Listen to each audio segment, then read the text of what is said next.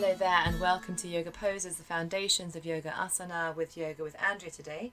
And in this tutorial we're going to be practicing Shashankasana or hare pose.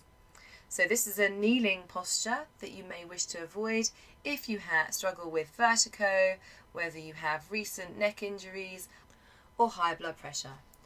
So to practice this posture, begin in a high kneeling position, possibly on a folded blanket with your knees hip distance apart. Inhale as you reach back to either cup your heels with the tops of the feet down or the toes tucked under, or to clasp your calves or your ankles with your hands. Exhale as you drop your chin towards the center of your collarbone, slowly bending forwards and placing the crown of your head on the floor in front of the knees.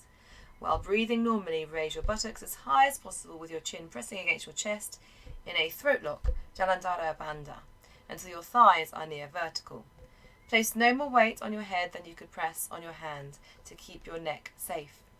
Broaden your shoulder blades and breathe into the back body. Remain in this curled position for 3 to 5 breaths. To come out, lower your buttocks back towards your heels, release your clasp and slowly rise on an inhalation with your head lifting up last, coming to Vajrasana. Practice to enjoy the calming effects of the pose. So the benefits of this posture are that it includes stretching the neck and the upper spine, relaxing the nervous system.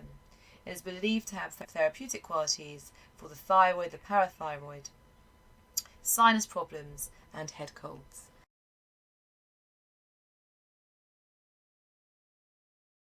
Thank you for practicing Shashankasana or hare pose with me today. I look forward to seeing you next time. Goodbye for now. Namaste.